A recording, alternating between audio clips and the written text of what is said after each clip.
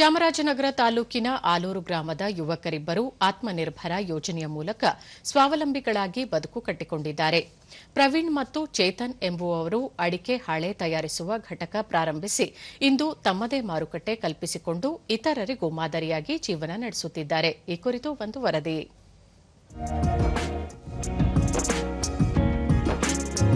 ಕೈ ಕೆಸರಾದರೆ ಬಾಯಿ ಮೊಸರು ಎಂಬ ನಾಣ್ಣುಡಿಯಂತೆ ಕಾಯಕವೇ ಕೈಲಾಸ ಎಂಬ ಬಸವಣ್ಣನವರ ಧ್ಯೇಯವಾಕ್ಯದಂತೆ ಕಾಯಕಕ್ಕೆ ಮಹತ್ವ ನೀಡುವ ಉದ್ದೇಶದಿಂದ ಚಾಮರಾಜನಗರ ಜಿಲ್ಲೆಯ ಆಲೂರು ಗ್ರಾಮದ ಪ್ರವೀಣ್ ಮತ್ತು ಚೇತನ್ ಎಂಬ ಇಬ್ಬರು ಆತ್ಮೀಯ ಸ್ನೇಹಿತರು ಶಿಕ್ಷಣ ಪಡೆದು ಉದ್ಯೋಗದ ನಿರೀಕ್ಷೆಯಲ್ಲಿದ್ದಾಗ ಆಕಾಶವಾಣಿಯಲ್ಲಿ ಬಿತ್ತರಗೊಳ್ಳುವ ಪ್ರಧಾನಮಂತ್ರಿ ನರೇಂದ್ರ ಮೋದಿ ಅವರ ಮನ್ ಕಿ ಬಾತ್ ಕಾರ್ಯಕ್ರಮದಲ್ಲಿ ಮೋದಿ ಅವರು ಇಂದಿನ ಯುವಕರು ಆತ್ಮನಿರ್ಭರ ಯೋಜನೆಯಡಿ ಸ್ವ ಉದ್ಯೋಗ ಕೈಗೊಂಡು ಸ್ವಾವಲಂಬಿ ಬದುಕು ಸಾಧಿಸಿ ದ್ವಿಗುಣ ಆದಾಯ ಗಳಿಸಬೇಕೆಂದು ಕರೆ ನೀಡಿದ್ದರು. ಇದನ್ನು ಆಲಿಸಿದ ಪ್ರವೀಣ್ ತಮ್ಮ ಆತ್ಮೀಯ ಗೆಳೆಯನಾದ ಚೇತನ್ ರವರ ಸಹಕಾರ ಪಡೆದು ಕಾಯಕ ಎಂಬ ಹೆಸರಿನ ಅಡಿಕೆ ತಟ್ಟೆ ತಯಾರಿಸುವ ಉದ್ಯಮಕ್ಕೆ ಕೈ ಹಾಕಿ ಯಶಸ್ವಿಯಾಗಿದ್ದಾರೆ. ತಮ್ಮ ಜಮೀನಿನಲ್ಲಿ ಬೆಳೆಯುವ ಅಡಿಕೆ ಹಾಳೆ ಸಂಗ್ರಹಿಸಿ ಅಡಿಕೆ ತಟ್ಟೆ ತಯಾರಿಸುವ ಸಣ್ಣ ಉದ್ದಿಮೆ ಘಟಕ ಪ್ರಾರಂಭಿಸಿ ಮಾರುಕಟ್ಟೆ ಆರಂಭಿಸಿದರು.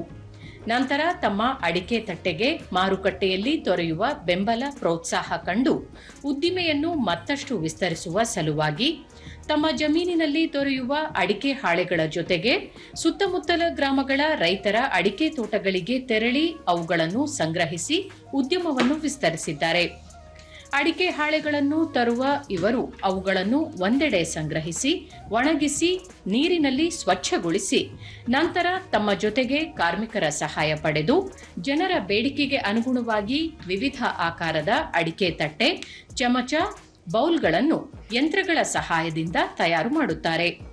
ನಂತರ ತಮ್ಮಲ್ಲಿರುವ ಕಾರ್ಮಿಕರ ಸಹಾಯದಿಂದ ಅವುಗಳನ್ನು ಮತ್ತೊಮ್ಮೆ ಸ್ವಚ್ಛಗೊಳಿಸಿ ಪ್ಯಾಕ್ ಮಾಡುವುದರ ಮೂಲಕ ಮಾರುಕಟ್ಟೆಯಲ್ಲಿ ಮಾರಾಟ ಮಾಡುತ್ತಾರೆ. ಈ ಉದ್ಯಮದಿಂದ ತಾವಿಬ್ಬರು ಸ್ವಾವಲಂಬಿ ಬದುಕು ಕಟ್ಟಿಕೊಳ್ಳುವುದರ ಜೊತೆಗೆ ಸುಮಾರು 8 ಮಂದಿ ಕಾರ್ಮಿಕರಿಗೆ ಉದ್ಯೋಗ ದೊರಕಿಸಿಕೊಟ್ಟು ಅವರ ಬದುಕಿಗೂ ಕೂಡ ಪರೋಕ್ಷವಾಗಿ ನೆರವಾಗಿದ್ದಾರೆ. ಇತ್ತೀಚಿನ ದಿನಗಳಲ್ಲಿ ಪ್ಲಾಸ್ಟಿಕ್ ಎಲೆಗಳನ್ನು ಬಳಸಿ ಆಹಾರ ತಿನ್ನುವುದರಿಂದ ಆರೋಗ್ಯಕ್ಕೆ ಹಾನಿಕಾರಕವಾಗಿರುವುದರಿಂದ ಜನರು ಕೂಡ ಅಡಿಕೆ ತಟ್ಟೆಗಳ ಮಹತ್ವ ಅರಿತು ಅವುಗಳ ಮೊರೆ ಹೋಗಿರುವುದರಿಂದ ಇವರ ಅಡಿಕೆ ತಟ್ಟೆಗಳಿಗೆ ಸ್ಥಳೀಯ ಮಾರುಕಟ್ಟೆಗಳಾದ ಚಾಮರಾಜನಗರ, ಮೈಸೂರು ಸೇರಿದಂತೆ ತಮಿಳುನಾಡಿನಲ್ಲಿಯೂ ಕೂಡ ತಮ್ಮ ಅಡಿಕೆ ತಟ್ಟೆಗಳಿಗೆ ಮಾರುಕಟ್ಟೆ ಕಲ್ಪಿಸಿಕೊಂಡಿದ್ದಾರೆ. ಜೊತೆಗೆ ಅಡಿಕೆ ತಟ್ಟೆಗಳ ತ್ಯಾಜ್ಯದಿಂದ ಚಾಮರಾಜನಗರದ ಹರದನಹಳ್ಳಿ ಕೃಷಿ ವಿಜ್ಞಾನ ಕೇಂದ್ರದ ವಿಜ್ಞಾನಿಗಳ ಮಾರ್ಗದರ್ಶನ ಪಡೆದು ಎರೆಹುಳು ಗೊಬ್ಬರ ತಯಾರಿಕಾ ಘಟಕ ನಿರ್ಮಾಣ ಮಾಡಿಕೊಂಡಿದ್ದು ಅವುಗಳನ್ನು ಶುದ್ಧೀಕರಿಸಿ ಪ್ರತಿ ಕೆಜಿಗೆ 12 ರೂಪಾಯಿಗಳ ದರದಂತೆ ಮಾರಾಟ ಮಾಡಿ ಆ ಮೂಲಕ ಕಸದಿಂದ ರಸ ತೆಗೆಯುವಂತೆ ಸಹ ಗೊಬ್ಬರ ತಯಾರಿಸಿ ಈ ಮೂಲಕವೂ ಸಹ ಆದಾಯ ಗಳಿಸುತ್ತಿದ್ದಾರೆ. ಕಾರ್ಮಿಕರಾದ ಕೋಟಂಬಳ್ಳಿ ಗ್ರಾಮದ ಭಾಗ್ಯಮ್ಮ, ಈ ಹಿಂದೆ ನಾವು ಕೂಲಿ ಕೆಲಸಕ್ಕೆ ಪಟ್ಟಣ ಪ್ರದೇಶಗಳಿಗೆ ವಲಸೆ ಹೋಗಬೇಕಿತ್ತು. ಈಗ ಅಡಿಕೆ ತಟ್ಟೆ ತಯಾರಿಕಾ ಘಟಕದಲ್ಲಿ ಕೆಲಸ ಮಾಡುತ್ತಿದ್ದು ಕೂಲಿ ಹಣದಿಂದ ಮಕ್ಕಳ ವಿದ್ಯಾಭ್ಯಾಸಕ್ಕೆ ನೆರವಾಗುತ್ತಿದೆ ಎಂದರು. ತಟ್ಟೆ, ಬಟ್ಲು ಎಲ್ಲ ಬೌನ್ಗಳನ್ನೆಲ್ಲ ಮಾಡ್ತೀವಿ. ಮಾಡಿಬಿಟ್ಟು ಲೆಕ್ಕ ಹಾಕ್ಬಿಟ್ಟು ವರ್ಷ ಕ್ಲೀನ್ ಮಾಡಿ ಚೀಲ್ಗೆಲ್ಲ ಹಾಕಿ ಮಾಡ್ತಾಯಿದ್ದೀವಿ. ನಮಗೆ ಡೈಲಿ 300 ರೂಪಾಯಿ ಕೂಲಿ ಕೊಡ್ತಾರೆ. ಊಟ ತಿಂಡಿ ಎಲ್ಲ ಕೊಡಿಸ್ತಾರೆ. ಕೋಟಂಬಳ್ಳಿ 2 ಕಿಲೋಮೀಟರ್ ದೂರದಿಂದ ಬಂದು ಮಾಡ್ತಾಯಿದ್ವಿ. ನಾವು ಪಟ್ಟಣ ಪ್ರದೇಶಕ್ಕೆ ಹೋಗಿ ನಾವು ಕೆಲಸ ಮಾಡೋದು ತುಂಬ ಕಷ್ಟ ಆಗ್ತಾಯಿತ್ತು. ಈಗ ಹತ್ತಿರದಲ್ಲಿ ಬಂದು ಮಾಡ್ತಾ ಇದ್ದಕ್ಕೆ ನಮ್ಗೆ ತುಂಬ ಅನುಕೂಲ ಆಗದ. ಖರೀದಿದಾರರಾದ ದೇಮಹಳ್ಳಿ ಗ್ರಾಮದ ಶಂಭು, ತಾವು ಮತ್ತು ತಮ್ಮ ಕುಟುಂಬದ ಹಿತೈಷಿಗಳು ಈ ಹಿಂದೆ ಶುಭ ಕಾರ್ಯಗಳಿಗೆ ಪ್ಲಾಸ್ಟಿಕ್ ತಟ್ಟೆಗಳನ್ನು ಖರೀದಿ ಮಾಡುತ್ತಿದ್ದೆವು. ಅದು ಆರೋಗ್ಯಕ್ಕೆ ಹಾನಿಕಾರಕವೆಂದು ತಿಳಿದ ಮೇಲೆ ಆಲೂರಿನಲ್ಲಿ ಪ್ರವೀಣ್ ಮತ್ತು ಚೇತನ್ ತಯಾರಿಸುವ ಉದ್ಯಮದಿಂದ ಅಡಿಕೆ ತಟ್ಟೆ ಖರೀದಿಸಿ ಬಳಸುತ್ತಿದ್ದೇವೆ ಎಂದರು. ಆಲೂರಿನ ಪ್ರವೀಣ್ ಹತ್ರ ಬಂದ್ವಿ. ಅಡಿಕೆ ತಟ್ಟೆಗಳನ್ನ ಖರೀದಿ ಮಾಡಿದ್ವಿ. ಯಾವುದೇ ಫಂಕ್ಷನ್ ಆದರೂ ಸಾವಿರಾರು ಅಡಿಕೆ ತಟ್ಟೆಗಳನ್ನ ಖರೀದಿ ಮಾಡ್ತಿದ್ವಿ. ಪ್ಲಾಸ್ಟಿಕ್ ವಸ್ತುಗಳನ್ನ ಉಪಯೋಗಿಸೋದ್ರಿಂದ, ತಟ್ಟೆಗಳನ್ನ ಯೂಸ್ ಮಾಡೋದ್ರಿಂದ ನಮಗೆ ಆರೋಗ್ಯಕ್ಕೆ ಹಾನಿಕಾರ.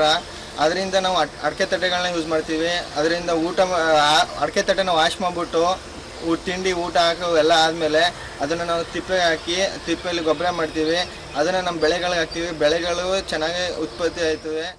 ಪರಿಸರ ಪ್ರೇಮಿ ಕೆ ವೆಂಕಟರಾಜು ಪ್ರವೀಣ್ ಮತ್ತು ಚೇತನ್ ಒಗ್ಗಟ್ಟಿನ ಪ್ರದರ್ಶನ ಮಾಡಿ ಅಡಿಕೆ ತಟ್ಟೆ ತಯಾರಿಸುವ ಉದ್ಯಮದಲ್ಲಿ ಯಶಸ್ವಿಯಾಗಿ ಅದರಿಂದ ಬರುವ ತ್ಯಾಜ್ಯದಿಂದಲೂ ಸಾವಯವ ಗೊಬ್ಬರ ತಯಾರಿಸಿ ಲಾಭ ಕಂಡುಕೊಂಡಿರುವುದು ಇತರ ಯುವಕರಿಗೆ ಮಾದರಿಯಾಗಿದೆ ಎಂದು ಸಂತಸ ವ್ಯಕ್ತಪಡಿಸಿದರು.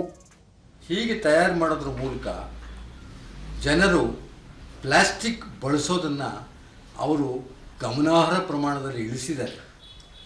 ಜೊತೆಗೆ ಅವರು ಉದ್ಯೋಗಸ್ಥರಾಗೋದಲ್ಲದೆ ಅಲ್ಲಿ ಅವರು ಸುಮಾರು 8 ಜನ ಮಹಿಳೆಯರಿಗೆ ಒಂದು ಉದ್ಯೋಗವನ್ನು ಕೊಟ್ಟಿದ್ದಾರೆ.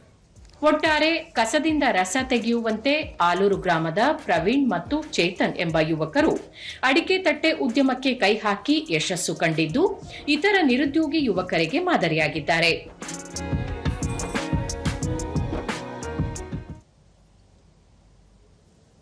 ರಾಜ್ಯಾದ್ಯಂತ ಮೇ 29ರಿಂದ ಆರಂಭವಾಗಿರುವ ಕೇಂದ್ರ ಸರ್ಕಾರದ ವಿಕಸಿತ ಕೃಷಿ ಸಂಕಲ್ಪ ಅಭಿಯಾನ ವಿಜಯಪುರ ಜಿಲ್ಲೆಯ ಮದಭಾವಿ ತಾಂಡಾದಲ್ಲಿ ಇಂದು ನಡೆಯಿತು. ವಿಜಯಪುರ ಜಿಲ್ಲಾ ಕೃಷಿ ತರಬೇತಿ ಕೇಂದ್ರದ ಹಿರಿಯ ವಿಜ್ಞಾನಿ ಶ್ರೀಶೈಲ್ ವಸ್ತ್ರದ್, ಕೃಷಿ ಅಧಿಕಾರಿ ಗೀತಾ ಭಜಂತ್ರಿ ಸೇರಿದಂತೆ ಕೃಷಿ ಅಧಿಕಾರಿಗಳು, ರೈತರು ಪಾಲ್ಗೊಂಡಿದ್ದರು.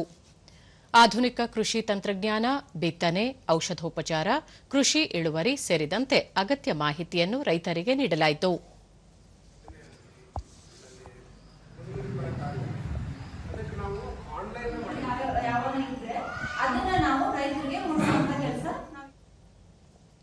ದೂರದರ್ಶನದೊಂದಿಗೆ ರೈತ ದಿಲೀಪ್ ಮಣ್ಣಿನ ಫಲವತ್ತತೆಗೆ ಅನುಗುಣವಾಗಿ ಬೆಳೆಯಬಹುದಾದ ಬೆಳೆ ಇಳುವರಿ ಹಾಗೂ ತೊಗರಿ ಬೆಳೆಗಾರರು ಎದುರಿಸುತ್ತಿರುವ ಸಮಸ್ಯೆಗಳ ಕುರಿತು ಕೃಷಿ ವಿಜ್ಞಾನಿಗಳಿಂದ ಹೆಚ್ಚಿನ ಮಾಹಿತಿ ದೊರೆಯಿತು ಎಂದರು. ಬೇರೆ ಬೇರೆ ಉದ್ಯೋಗ ನೀವು ಮಾಡ್ರಿ ಅದರ ಜೊತೆ ಅಂತ ಹೇಳಿದ್ರೆ ಬಹಳ ಚಂದಾಗೆ ಮಾಹಿತಿ ಕೊಟ್ಟಿದ್ದಾರೆ. ಗೀತಾ ಭಜಂತ್ರಿ ಈ ಭಾಗದ ರೈತರು ಮುಂಗಾರು ಹಂಗಾಮಿಗೆ ಈರುಳ್ಳಿ ಮತ್ತು ತೊಗರಿ ಬೆಳೆ ಬೆಳೆಯಲಿದ್ದು ಅದನ್ನು ಹವಾಮಾನಕ್ಕೆ ತಕ್ಕಂತೆ 2 ಬೆಳೆ ಬೆಳೆಯುವ ಕುರಿತು ಮಾಹಿತಿ ನೀಡಲಾಗಿದೆ ಎಂದರು. ಅಂದ್ರೆ ಒಂದೇ ತೊಗರಿ ಬೆಳೆ ಬೆಳಿಬಾರ್ದು, ಅಲ್ಟರ್ನೇಟ್ ಕ್ರಾಪ್ ತಗೋಬೇಕು ಮತ್ತು ಬೀಜೋಪಚಾರ ಮಾಡಬೇಕು ಅಂತ ನಾವು ರೈತರಿಗೆ ಮನವರಿಕೆ ಮಾಡಿ ತಿಳಿಸಿದೆವು. ಶ್ರೀಶೈಲ್ ವಸ್ತ್ರದ್ ದಾಳಿಂಬೆ, ನಿಂಬೆ, ತೊಗರಿ ಸೇರಿದಂತೆ ಈ ಭಾಗದ ಬೆಳೆಗಳ ಕುರಿತು ರೈತರು ಎದುರಿಸುತ್ತಿರುವ ಸಮಸ್ಯೆಗಳನ್ನು ಪರಿಹರಿಸಿ ಉತ್ತಮ ಇಳುವರಿ ಪಡೆಯುವ ಕುರಿತು ರೈತರಿಗೆ ಮಾಹಿತಿ ನೀಡಲಾಯಿತು ಎಂದರು. ಕೇಂದ್ರದಿಂದ ಕಡಿಮೆ ಅವಧಿಗೆ ಬರುವಂತಹ ತೊಗರಿ ತಳಿ ಕೊಟ್ಟಿದ್ರು. ನಂದು ಮಡ್ಡಿ ಜಮೀನಿತ್ತು, ಬೇಗನೆ ಮಾಗಿ ನನಗೆ ಒಳ್ಳೆಯ ಆದಾಯ ಬಂದಿದೆ ಅಂತೇಳಿ ತಮ್ಮ ಅನುಭವ ಹಂಚಿಕೊಂಡ್ರು.